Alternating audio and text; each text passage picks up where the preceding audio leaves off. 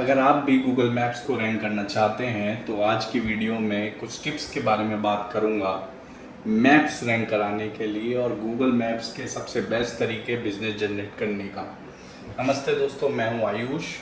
नमस्ते टेक्नोलॉजी में आपका बहुत बहुत स्वागत है। यहाँ हम बात करते हैं डिजिटल मार्केटिंग, वेबसाइट डिज़ाइनिंग और प्रमोशन के बारे में।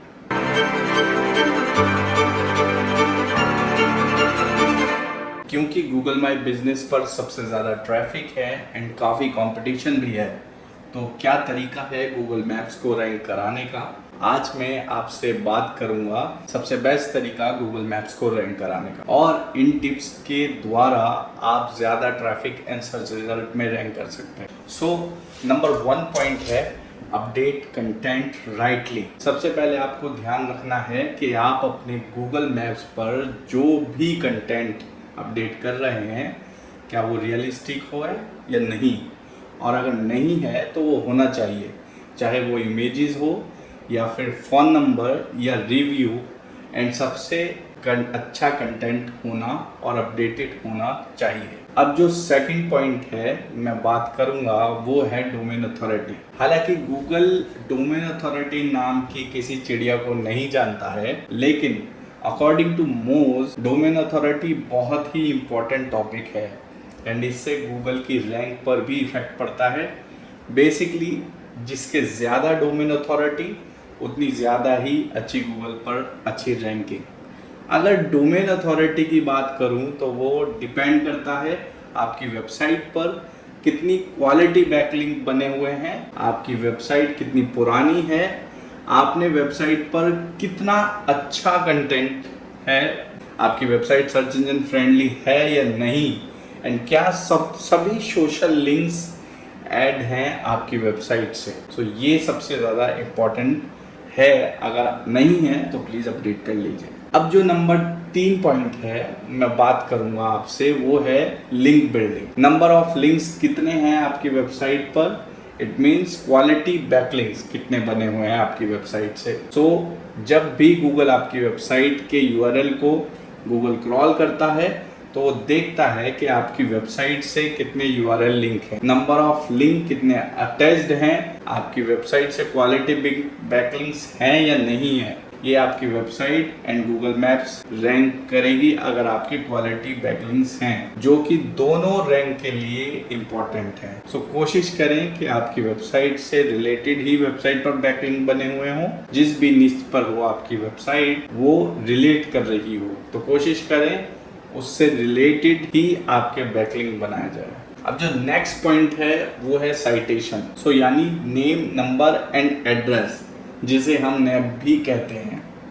जितने ज़्यादा साइटेशन होंगे आपकी वेबसाइट में उतनी इजीली गूगल मैप्स रैंक करेगा। सो आप साइटेशन सर्च भी कर सकते हैं। ज़्यादा से ज़्यादा डायरेक्टरी पर आपकी name, number and address add होंगे उतना इजीली आपका गूगल मैप्स रैंक करेगा। और अगर आप डिफरेंट वेबसाइट पर साइटेशन क्रिएट करते हैं तो ध्यान रखें जो भी नंबर आप गूगल मैप्स पर यूज़ कर रहे हैं वही नंबर आपके डिफरेंट वेबसाइट पर अपडेट होना चाहिए। अगर वो डिफरेंट नहीं होगा तो वह इजीली रैंक नहीं कर पाएगा। अब जो मैं नेक्स्ट बात करूंगा वो है रिव्यू। जब भी आप किसी रेस्टोरेंट जाते हैं, अगर आपको खाना पसंद आता है तो आप रिव्यू जरूर देते हैं। आपको खाना पसंद आए या नहीं आए तो आप रिव्यू गूगल मैप के लिए बहुत ही इम्पोर्टेंट है, आप रिव्यू जरूर देते हैं। तो इसलिए क्या करें, आप अपने गूगल मैप्स पर ज्यादा से ज्यादा रिव्यू कराएं, क्योंकि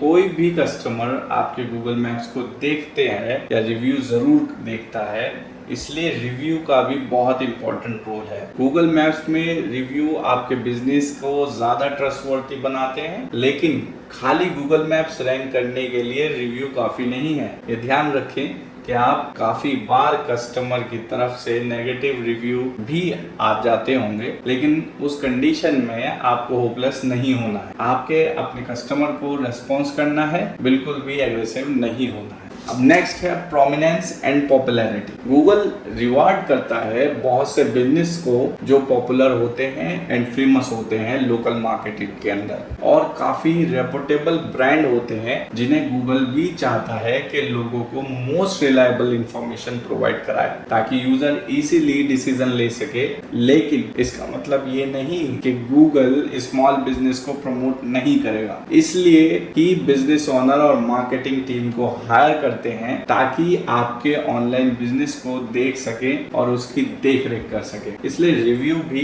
बहुत इंपॉर्टेंट पॉइंट है गूगल मैप्स को रैंक करने। सो नेक्स्ट है वो है एम्बेडेड। आपको ये भी ध्यान रखना है कि आपकी वेबसाइट पर एम्बेडेड गूगल मैप्स है या नहीं है। अगर आप भी गूगल मैप्स को एम्बेडेड करना चाहते हैं, बहुत ही सिंपल तरीका है। आप सबसे पहले अपने गूगल मैप्स पर जाएं, वहां पर शेयर पर क्लिक करें और इजीली आप अपनी वेबसाइट में गूगल मैप को एम्बेडेड कर सकते हैं। तो एम्बेडेड कोड को अपनी वेबसाइट में लगाना बहुत इंपॉर्टेंट है। अब नेक्स्ट है आपकी वेबसाइट। जैसा कि हमें जानते हैं कि वेबसाइट एक पावरफुल टूल है प्रमोशन के लिए। गूगल ज्यादातर इंफॉर्मेशन आपकी वेबसाइट पर ही लेता है ताकि वो जान सके आपकी इंफॉर्मेशन कितनी सही है या गलत। सो गूगल मैप्स को ऑप्टिमाइज के साथ साथ आपकी वेबसाइट भी ऑप्टिमाइज होना बहुत ही जरूरी है। और आपकी वेबसाइट ऑप्टिमाइज के लिए कुछ पॉइंट्स हैं जो आपको ध्यान रखने हैं। सबसे पहला जो पॉइंट है वो है प्रॉपर टाइटल।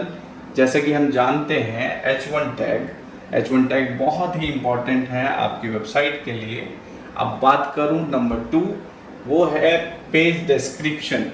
ये सबसे अच्छा अपॉर्चुनिटी है गूगल को बताने की कि आपके पेज पर कितने अच्छे तरीके से पेज डिस्क्रिप्शन सेट है या नहीं। अगर नहीं है तो सेट कर लीजिए। नंबर 3 पॉइंट है, जैसा कि अब आप जानते भी हैं कि nap means name, address and phone number.